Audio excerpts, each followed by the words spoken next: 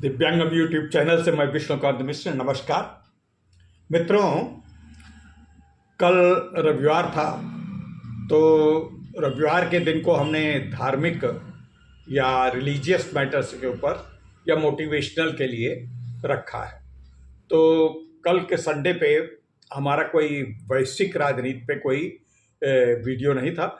मित्रों, हमें बड़ा अच्छा लग रहा है कि आप लोग का काफ़ी भरपूर मात्रा में हमें सब्सक्राइब कर रहे हैं, हमारा उत्साहवर्धन कर रहे हैं।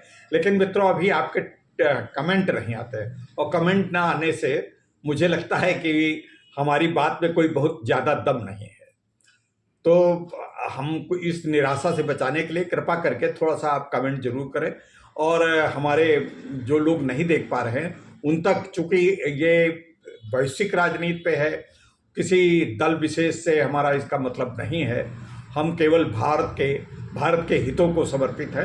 इसलिए इस जो वीडियो को है इसमें काफ़ी शुरू से आखिर तक बहुत ज्ञान की बातें होती हैं और बहुत वैश्विक राजनीति से, वैश्विक जो घटनाक्रम है, भूमंडलीय जो दृष्टिकोण है, उस पर आप अपना ज्ञान बढ़ा सकते हैं और हम भी आपके साथ सहयोग करने का प्रयास करते हैं। हम कितना इस सहयोग में सफल हैं इसको जब तक आप नहीं बताएंगे तब तक हम नहीं जान सकते। तो मित्रों, चलो आज चालू करते हैं।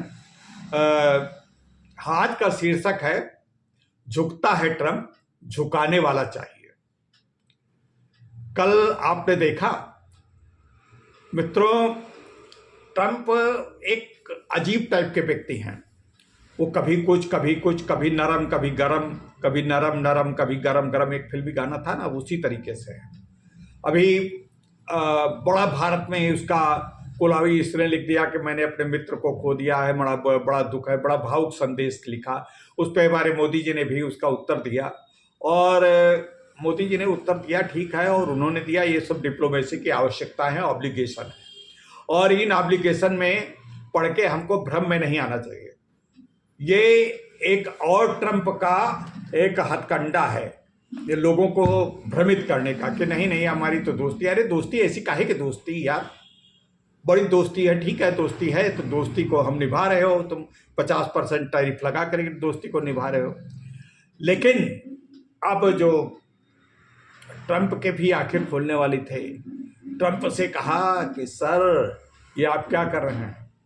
आप भारत के ऊपर तो कह रहे हो कि रूस से तेल लेता है, बहुत बड़ी बात है, बहुत खराब बात है, बहुत ठीक है।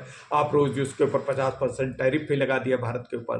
भारत आपका बड़ा मित्र देश था, आपने बड़ा तनाव पैदा कर दिया और भारत से आपके संबंध दिन प्रतिदिन खराब ही होते जा रहे हैं। जल्दी सुधरने की आवश्यकता नहीं।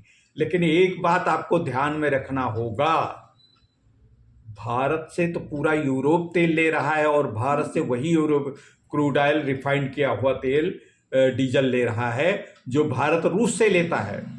और यूरोप की बात छोड़िए, यूक्रेन अपनी आवश्यकता का 15.5% प्रतिदिन तेल, प्रतिदिन डीजल, रिफाइंड डीजल भारत से लेता है। और क्या भारत को ये नहीं मालूम है?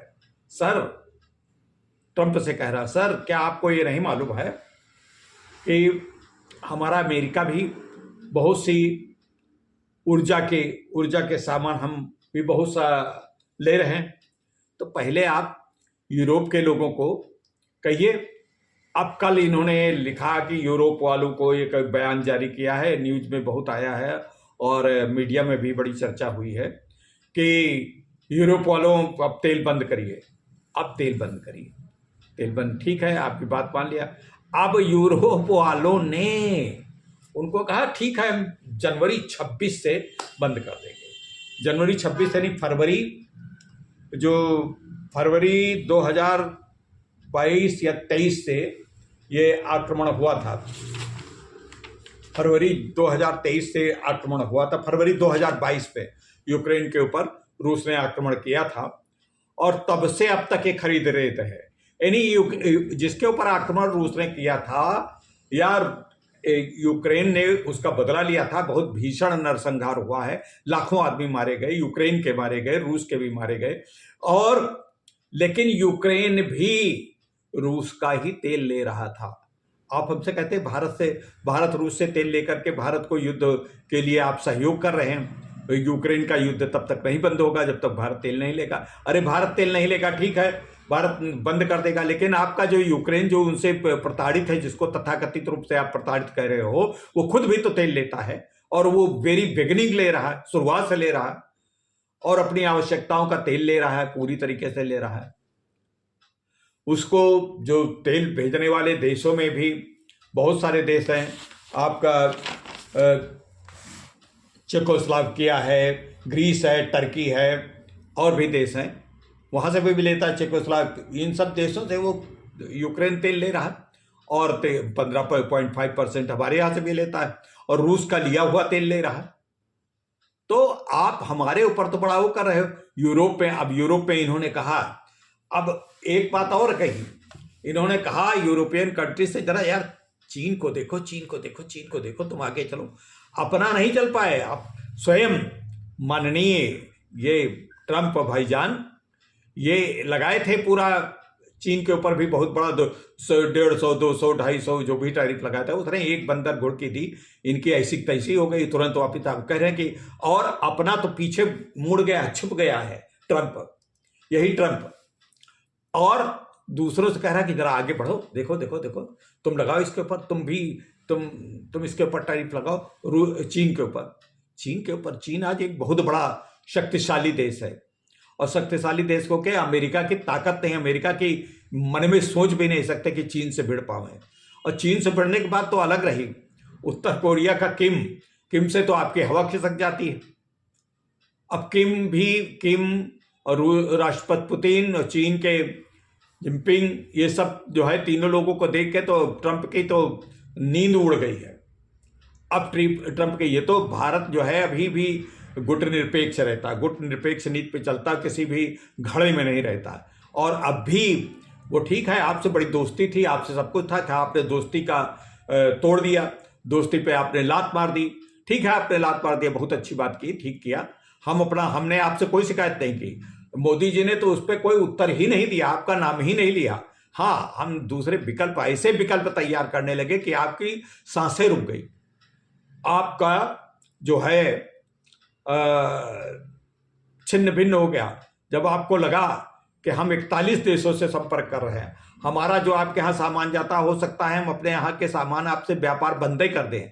आप कहते हैं दिसंबर तक हमारा भारत से व्यापार समझौता, काहे का समझौता हो जाएगा जब आप 50% टैरिफ लगा रहे हो, उसको आप इसलिए नहीं रहे हो। रोज रोज तरह तरह के मित्रता की बातें, ये बातें, हमारे मोदी जी ने भी कूटनीतिक उत्तर दे दिया। जब आपको पहले वो कहते थे कि my dear friends president Trump, अब किस बार नहीं कहा, अब औपचारिकता कही है। जो आपने कहा था, उन्होंने कहा president Trump, my dear friend से हट गया, माय डियर फ्रेंड आपका हट गया, डिलीट हो गया, केवल प्रेसिडेंट ट्रंप रह गए। अब प्रेसिडेंट ट्रंप ऐसे रह गए जो छटपटा रहे हैं, परेशान हैं, क्या करें क्या न करें। वहां पर कल आप कह रहे थे कि शिकागो में भी हम मिलिट्री भेज देंगे, आप वहां पे रोक देंगे, वाशिंगटन, न्यूयॉर्क, कई बड़े बड़े शहरों में आपने पूरी मिलिट्री लगा दी है। वहां के जो विद्रोह हो रहा है, वहां के आपके अमेरिकन विद्रोह कर रहे हैं। आप कह रहे हैं कि हम जो है टेक कंपनियां, ठीक है, टेक कंपनियों को आपने जब वहां पे बैठक की, टेक कंपनियों में बड़े बड़े सीईओज को आपने बुलाया, सीईओज में सत्यम नडेला माइक्रोसॉफ्ट के और सुंदर पिचाई गूगल के, इनको अरविंद कृष्णा IBM के, शांतनु नारायण, जेफ बेजोस और एप्पल के स्टीव जॉब्स, और या हो सकता कोई, लेकिन इनको आप वही जो कभी, हाँ वो नहीं आया आपका एक जो पुराना दोस्त था, तो वो तो आया नहीं, वो सबसे बड़ा है, वो उसको आपने बुलाया नहीं। अब उसका नाम हम लेकर क्या करें, आप जान गए होंगे, मस्क। तो खैर, आपकी हवा खसकी हुई है, आप उन लोगों से कह रहे हैं, आप अब कह रहे हैं कि हम भारतीय टेक कंपनियां भारत के लगभग 160 टेक कंपनियां अमेरिका में हैं, भारतीय टेक कंपनियां, जिसमें आपका एम्फोसिस है, TCS है, विप्रो है, बड़ी बड़ी कंपनियां हैं। और इन्होंने इन 160 से ज्यादा कंपनियों में लगभग 2 लाख से ज़्यादा लोगों को रोजगार दे रखा है अमेरिका में। उसमें अमेरिकन भी हैं, दूसरे देशों के लोग भी हैं, लेकिन सब अमेरिकी नागरिक ही हैं, चाहे जहाँ के हों, चाहे एनआरआई हो, चाहे जो कुछ भी हो। एनआरआई भी हैं लेकिन अन्य देशों के भी लोग हैं, उसमें दे रखा 2 लाख। अब आप हमारी कंपनियों को बंद कर दें, ठीक है, स्वागत है। हमको बंद करने से नुकसान हमारा होगा, निश्चित रूप से नुकसान होगा, लेकिन उस नुकसान की भरपाई आप भी नहीं कर पाएंगे। आपका पूरी तरीके से टेक मार्केट पूरी तरीके से बैठ जाएगी। टेक मार्केट में इंडियन ने ही आपके पूरी अर्थव्यवस्था को संभाल रखा है। ज्यादा से ज्यादा करीब करीब 80% अर्थव्यवस्था भारतीय। आपके अमेरिकन को न तो आपके अमेरिका में कोई निर्माण हो रहा है, आप एक शर्ट, आप एक बनियाइन, वो भी मेड इन चाइना खरीदते हैं। आपके यहाँ बनियाइन तक तो बिकती नहीं, आपके यहाँ शर्ट तक तो मिलते नहीं। आपके या तो इंडिया के गुजरात से जाते हैं और या चाइना के होते हैं, वही कपड़े आप पहनते हैं। आप कहें जब वो नहीं तो आप काहे पे निर्माण, आप काहे पे दूसरे देशों के निर्माण के ऊपर और दूसरे देशों की कंपनियों को हटा दोगे? ठीक है, हटा दो। आपके यहाँ आईटी क्षेत्र बिल्कुल डूब जाएगा जो अगर भारतीय आईटी कंपनीज बैठ जाएंगी। अब रही बात हमारे यहाँ, तो अभी कुछ नहीं किया गया, लेकिन हाँ, हमने भी थोड़ा सा टेलर दिया है। थोड़ा सा टेलर काहे में दिया है? हमने थोड़ा सा टेलर दिया है आपके अमेरिकी बादाम पे, आपके अमेरिकी बादाम पे दिया है। आपके अमेरिकी बादाम जो आते थे यहाँ बहुत लिया जाता था, सोयाबीन पे दिया है। अब अमेरिकी बादाम और सोयाबीन तो आता ही था, उसको तो हमने रोक दिया बिल्कुल। उस पर कितना वहाँ के आपके किसानों को कितना नुकसान हुआ होगा? आपके यहाँ किसानों को नुकसान हुआ हो तो आप जाने, लेकिन उसके साथ साथ अभी हमने पार्शियल रूप से कोल्ड ड्रिंक, जो बड़ा ठंडा ठंडा, बड़े विज्ञापन यहाँ चल रहे हैं भारत में, पूरा हर पाल पता नहीं कितना मार्केट आपका cold drink, Pepsi Cola cold drink की जो है, इस पे भी हम आंशिक रूप से रोक लगाने जा रहे हैं। रोक लगा भी चुके हैं थोड़ा बहुत। टैरिफ वैरिफ का हम खेल नहीं कर रहे हैं, बस रोक इस तरीके से आपको होकर बिना कुछ बोले, बिना कुछ कहे धीरे धीरे काम कर रहे हैं। जो हम सीधे सीधे ही बिना कुछ बोले जो ठंडा ठंडा करता था, उसको हमने गर्म कर दिया। इसी तरीके से आपके जैसे आपने हमारे ऊपर जो लगाए हैं, हमारे ऊपर जो ये बातें करी हैं, हमारे जो टेक्निकल सब चीज़ें रोकी हैं, जैसे टेक्सटाइल्स गारमेंट्स हैं, लेदर एंड फुटवेयर है, और जेम्स एंड ज्वेलरी है, एग्रीकल्चर एंड डेयरी उत्पाद हैं। ये इन पे हमारे अब टेक्सटाइल्स और गारमेंट्स पे हमारे 4.5 करोड़ लोगों रोजगार से लगे थे, 4.5 करोड़। और लेदर एंड फुटवेयर में भी 45 लाख लोग रोजगार से लगे थे, उस पर 40% तो महिलाएं थीं। जेम्स एंड ज्वेलरी में 50 लाख लोग लगे थे, और एग्रीकल्चर एंड डेयरी में भी बहुत से लगभग 50 लाख से ऊपर ही लोग हैं। डेयरी वगैरह में जो बनाते हैं, जो भेजी जाती थी, और तो अपने यहाँ तो बहुत हैं, 1 करोड़ से ऊपर है। लेकिन मुख्य हमारा तो व्यवसाय ही है, लेकिन हम आप जो अमेरिका से रिलेटेड जो संयोजित है उस बात की, एग्रीकल्चर के बात की कर रहे हैं। आपने तो कहा था कि हमारा एग्रीकल्चर, इसीलिए हमारा व्यापार समझौता नहीं हो पाया। आप कह रहे थे कि हमारे एग्रीकल्चर उत्पाद को भारत में आने दे, कैसे आने देते? आपके एग्रीकल्चर उत्पाद जो डेयरी उत्पाद है, उसमें मिल्क में गाय जो है गोमांस प्रोटीन आप बढ़ाने के लिए गोमांस का उपयोग करते हैं, वो यहाँ भारत ऐसे आस्थावान देश में संभव नहीं है, तो कैसे हम ले लेते? खैर, जो कुछ भी है। अब आपको आते हैं, चलिए भारत में जैसे हम एक मुद्दा लेकर के चल रहे हैं, झुकता है ट्रंप, झुकाने वाला चाहिए। अब आपको मित्रता की याद आने लगी। हमने मित्र खो दिया, भारत और रूस और चीन ने हमारे, भारत ऐसे मित्र को हमसे छीन लिया। छीन नहीं लिया, वो अपने आप हट गए। आपकी बदतमीजी, आपकी गुंडागर्दी देख करके, ट्रंप साहब आपकी गुंडागर्दी देख के भारत आपसे हट गया, और इस हटने का मुख्य कारण सिर्फ और सिर्फ आप हैं। अमेरिका पे कितना डेप्ट है, कितना कर्ज है, ये आप जानते हैं। पता नहीं कितने बिलियंस का कर्ज है। जितनी पूरी किसी देश की अर्थव्यवस्था होती है, उससे कहीं ज़्यादा कर्ज तो आपके ऊपर खुद है।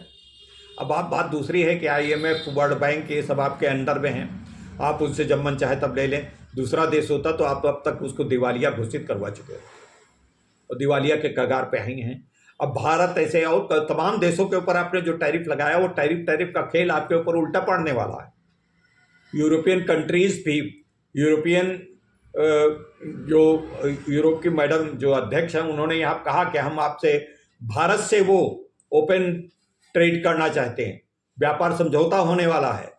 अब आपका जो यूरोपियन संघ है, इनसे आप झुंझुना बजाते रहिए, आप अपने कहिए कि हम यूरोपियन संघ के हैं, हम नाटो के हैं, यूरोपियन संघ के हैं। नाटो देश हमारी तरफ आ रहे हैं, जर्मनी आ ही गया, जर्मनी है, जापान से भी आपने रिश्ते खराब कर लिए, जापान को कितना किया लेकिन आपके यहाँ एक चीज बड़ी खतरनाक है, आप जो खतरनाक करते हैं, आप कभी कोई पॉजिटिव अमेरिका में नहीं होता, आपके यहाँ सब निगेटिव चीजें होती हैं। आपका जो डीप स्टेट है, जिसके कुछ लोग, जब पहले तो आप डीप स्टेट के खुद भी सताए हुए थे, डीप स्टेट कोई एक आदमी नहीं है वहाँ का, डीप स्टेट एक वहाँ का जितने रिटायर्ड आपके मिलिट्री वाले हैं या रिटायर्ड जो ब्यूरोक्रेट्स हैं, रिटायर्ड इकोनॉमिक्स हैं, रिटायर्ड डिप्लोमेट्स हैं, ये सब जो है वो अमेरिका को कैसे कभी कभी अपनी सत्ता के भी वो अमेरिका के हित में बोलते हैं, और जो दूसरे देशों के पकड़ लेते हैं। जैसे यहाँ पे आपने एक M37 रखा है कि 37 MP को तोड़ो और मोदी जी को हटाओ। मोदी जी को ही सिर्फ हटाने का आपकी बात है, भाजपा को हटाने की बात नहीं है, लेकिन मोदी जी को हटाने के लिए तो आपने लगा लिया है। यहाँ के कांग्रेस के युवराज आपके साथ लगे हुए हैं। यहाँ की संस्थाएं, जो संस्थाओं का पूरे विश्व में नाम है, इलेक्शन चुनाव आयोग, जो यहाँ के सुप्रीम कोर्ट न्यायालय वगैरह, जिनका नाम पूरा चलता है, कोई बिल्कुल निष्पक्ष संस्थाएं, पूरे विश्व में सर्वाधिक निष्पक्ष संस्थाएं हमारी हैं, कोर्ट है, चाहे चुनाव आयोग है। उनके लिए आज हमारे राहुल गांधी जी आप ही के इशारे पे लाल किताब पकड़ के संविधान का एक अक्षर उसको नहीं मालूम, संविधान का कुछ पढ़ाई लिखा नहीं, बिल्कुल सबसे मतलब क्या बताएं उसके लिए। आप चूंकि हमारे देश का है, विपक्षी नेता है, ज़्यादा कुछ नहीं कह सकते, लेकिन ये समझ लीजिए कि बिल्कुल जो उससे ज़्यादा हमारे देश के युवा, जो पढ़ने वाले युवा हैं, वो संविधान के विषय में ज़्यादा जानते हैं वनस्पति विपक्षी दल के हमारे माननीय राहुल गांधी जी। तो इस प्रकार से ये सब चीज़ें आप कर रहे हैं। आप दूसरे देशों के अर्थव्यवस्था को चौपट करना चाहते हैं, दूसरे देशों के मतलब जो राष्ट्राध्यक्ष हैं उनको घटा। आपने देखिए जापान, वहाँ के प्रधानमंत्री को हटवा दिया, अभी कल ही की सूचना आ रही है। तो इस तरीके से है, बहुत सी बातें आपकी हैं जो दूसरे देशों में आप अपने नाटो, आपका पूरा जो ये डीप स्टेट है वो केवल भारत में ही नहीं, पूरे सारे विश्व के सारे देशों में, यूरोप में भी लगा है और एशिया के तो सब देशों में लगा ही लगा है, यूरोप के देशों में, मध्य एशिया में। किस देश का हित कर रहे हैं? इजराइल भी जो है आपका मित्र है, इजराइल से आप उसके साथ जुड़े हैं। ठकुर सुहाती इसलिए करते क्योंकि वो आपसे बड़ा वाला है, वो आपको ठोक दे, आप उसकी मजबूरी में सहायता करते हैं, दूसरे देशों से बचने के लिए आपकी सहायता है, उससे आपका कहीं ना कहीं डर है। इजराइल, अब फिलिस्तीन, मध्य एशिया, और जितने ये अब आपकी एक लड़ाई शुरू हो गई है मध्य अमेरिका में, जो आपके ग्वाटेमाला और ये सब देश हैं, उनसे आपकी लड़ाई चालू हो गई। जो बीच के देश है, मध्य अमेरिका के देश है, पनामा नहर जो बनी है, अगर पनामा नहर ठीक है आपने कभी बनाई थी, लेकिन अब दूसरे देश के पास है, अब दूसरे देश अगर उसको बंद कर दे तो आपका उल्टा जाना आना मुश्किल हो जाएगा। तो आप वहाँ भी, आप मतलब चैन से, अमेरिका कभी चैन से बैठ ही नहीं सकता, वो कभी सकारात्मक नहीं देखता। विश्व बंधुत्व की बात है तो वो आप करता है। आप विश्व बंधुत्व के तथाकथित चोला पहन करके कि हमने लड़ाई, झूठ मूठ का लड़ाई रुकवाने का नाटक करके आप नोबेल पुरस्कार के ख्वाहिशदार हैं। माननीय ट्रंप जी, आपका ये इतने आप बुजुर्ग हो गए हैं, आप बिल्कुल खिसक चुके हैं। आपका देश ठीक है, आप अपने देश के प्रति भी वफादार नहीं है, सिर्फ आप आपकी क्रिप्टो करेंसी चलाइए। आपका अपने दामाद, भाई, लड़के, पता नहीं, ये लोग कहते थे कि अमेरिका में वाटरगेट कांड एक बार हुआ था कि राष्ट्रपति जब कोई अपने व्यापार और निजी काम करता है तो उसके ऊपर बड़ा एक्शन हो जाता है। मैं तो नहीं देख रहा हूँ, ट्रंप जी तो पूरी तरीके से निजी व्यापार में लगे हुए हैं, निजी बातें करते रहते हैं। तो हमको खैर दूसरे देशों को नहीं करना चाहिए। बात है आपके जो न्यारो, ये प्यारो, ये ट्यारो हैं जो, वो रोज कहते हैं कि भारत 3 महीने के बाद आएगा, क्षमा मांगेगा और भारत जो है समझौते के मेज पर बैठेगा। भाई कभी नहीं बैठेगा। आप इस तरीके से हवा हवाई ऊपर दूर देखते रहिए, चिड़िया की बस उसी तरफ देखते रहिए, कुछ नहीं बैठेगा। ये आपके ख्वाब हैं और इस ख्वाब को देखते देखते एक तरफ उसी दिन अमेरिका के राष्ट्रपति कह रहे थे कि मैंने अपने फ्रेंड को खो करके बहुत दुखी हूं, और दूसरी तरफ आपका ये न्यारो कह रहा था तमाम अटाए सटाए बातें। और एक आपके हैं, उनका मैं नाम नहीं इस समय ले पा रहा हूं, कौन है, भूल रहा हूं, लेकिन वो भी ये 2-3 लोग आपके जो चंगू मंगू हैं डीप स्टेट के, जो आपके यहाँ रिप्रेजेंट कर रहे हैं कैबिनेट में, वो ये सब बातें करते रहते हैं। उन्हीं लोगों के सहारे ही तो आपने भारत से अपने संबंध समाप्त किए हैं। माननीय ट्रंप जी आप झुकेंगे और झुकेंगे, सिर्फ आपको झुकाने वाला चाहिए, और भारत ही ऐसा एक देश है जो आपको झुका सकता है। मैं अपने देशवासियों को कहता हूं कि इस डीप स्टेट के एक छिपा हुआ एजेंडा है, इस समय तो चूंकि उसका लीक आउट हो गया है तो इसलिए थोड़ा रुक गए हैं, लेकिन वो कहते हैं कि सत्तारूढ़ दल के 37 एमपी लाओ और 37 एमपी ला करके मोदी जी को हटाओ, भले भारतीय जनता पार्टी का दूसरा हो जाए। इनके 3-4 बात हैं। एक तो ये मीडिया में फैलाते हैं कभी कभी बातें कि जो है शाह और योगी जी, उत्तर प्रदेश के योगी जी में बड़ा विरोध है कि कौन प्रधानमंत्री बनेगा मोदी जी का, जबकि ऐसा कुछ है ही नहीं। इस तरीके के डीप स्टेट बातें फैलाते हैं। दूसरा, भाषा को लेकर के बातें फैलाते हैं, जैसे महाराष्ट्र में अभी भाषागत बातें हुई और तमाम आंदोलन इस प्रकार के, तमिलनाडु में इस तरीके के फैलाते हैं। झुंझुनू, आपको मैं बता दूं कि हमारे विपक्ष के नेता भी, चाहे अखिलेश जी हों चाहे ममता जी हों, कितने भी विरोधी हों, कितने भी देश के, लेकिन वो डीप स्टेट के चंगुल में नहीं है। वो डीप स्टेट का कभी सहयोग नहीं करते। हाँ, एकमात्र एक ही व्यक्ति है जिसका आप कहीं आधार नहीं रहेगा, जो परंपरा से चांदी का चम्मच लेकर के पैदा हुआ था, उसके मन में जरूर बसा हुआ है कि हाय हमारी सत्ता चली गई, कभी हम यहाँ के राजा महाराजा सब कुछ हुआ करते थे, अब मैं कुछ नहीं हूँ, मेरा परिवार सब कुछ था। तो वो इस तरीके के दूसरे देशों से डिस्टेबलाइज करने के लिए, देश को विखंडित करने के लिए बहुत जुटा रहता है, और उस विखंडित करने के लिए वो किस हद तक नीचे जा सकता है ये उसके विपक्षी भी पसंद नहीं करते, उसके विपक्षी सहयोगी भी पसंद नहीं करते।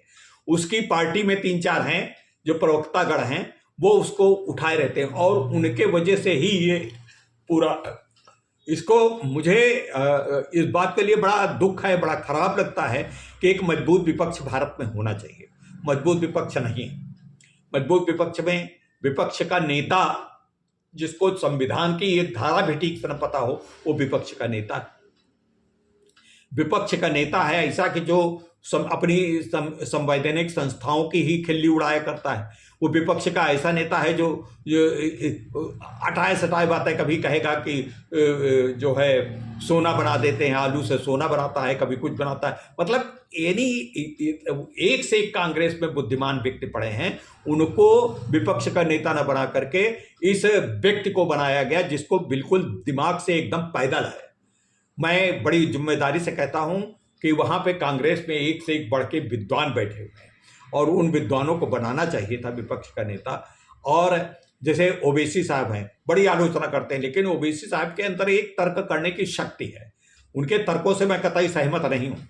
जो वो अब धर्म विशेष को लेकर के जो बातें वो करते हैं, उनसे सहमत नहीं हूँ, लेकिन विपक्ष जो विदेश में जा करके उसने जितनी बातें कही, उतनी बड़ी सशक्त और बड़ी दम ठोक करके बातें कही। तो इसलिए ओवैसी भी एक बहुत बढ़िया व्यक्ति है। वो तो खैर उनका विपक्षी नेता बात नहीं करे, उनकी इतनी सीटें नहीं हैं, लेकिन और विपक्ष, इनकी कांग्रेस पार्टी में ही बहुत अच्छे अच्छे विपक्षी नेता हैं, हो सकते हैं, जो कर सकते थे, जो विपक्ष के मुख्य नेता हो सकते थे। लेकिन खैर मित्रों, आज का ये वीडियो कहाँ लगा, बड़ा मुझे कष्ट होता है अपने देश पे इस प्रकार के जब विवेचनाएं होती हैं। हम विदेश से, हमारा नेता, हमारा नायक, हमारा प्रधानमंत्री मोदी पूरी तरीके से लड़ने के लिए सक्षम है। वो डीप हो चाहे पीप हो चाहे सीप हो, वो डीप स्टेट टू स्टेट को कोई धौंस नहीं खाता। लेकिन जो अपने देश के चंगू मंगू टंगू हैं, ये झूठ मूठ का जो प्रचार कर रहे हैं, इनको अपने राजनीतिक दल के स्वार्थ में कुछ करना चाहिए। ठीक है, उस पर प्रचार करना चाहिए, सरकार की आलोचना खूब करनी चाहिए, लेकिन सकारात्मक आलोचना करो। रोजगार के लेकर कहते, उत्पादन को लेकर कहते, कुछ मतलब ये सड़कों के निर्माण सड़क बहुत बढ़िया बन रही, लेकिन अभी गांव में सड़कें नहीं हैं, गांव में बेरोजगारी है, गांव में अभी अशिक्षा है। इन सब बातों को लेकर के कुछ बात करते तब तो ठीक है, तब तो लगता कि और तब इनको फायदा भी होता। लेकिन ये क्या फायदा, ये अनावश्यक जो कि जनता से बिल्कुल कटे हुए मुद्दे हैं उनको ला करके ये अपने विपक्ष की राजनीति का मुद्दा बनाते हैं। तो इस प्रकार मित्रों ये बातें इनकी बड़ी हास्यास्पद हैं। तो मित्रों आज का वीडियो ये कैसा लगे और आप कमेंट जरूर करिएगा प्लीज। आज का वीडियो बस यहीं समाप्त करते हैं, तब तक के लिए नमस्कार, जय हिंद, वंदे मातरम।